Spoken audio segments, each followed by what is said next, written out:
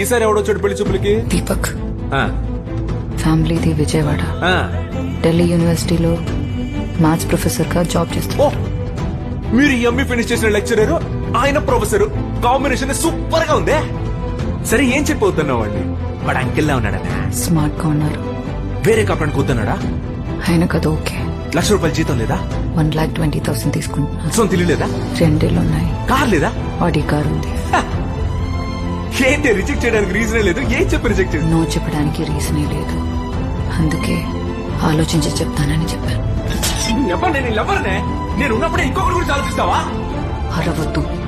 Hand ఇవ్వాలని చూస్తున్నావు, అరవకుండా sweet వేడి వాళ్ళు పెట్టి చేసుకొని పుచ్చగించాలా? నన్ను వదిలేసి ఇంకొకరితో ఉడాయించాలని చూస్తున్నావే, నీకు అసహ్యం కాలేదా? నిన్ను లవ్వర్ గానే చూడొచ్చు, లైఫ్ పార్ట్నర్ గా చూడలేనని. అదే ఏ?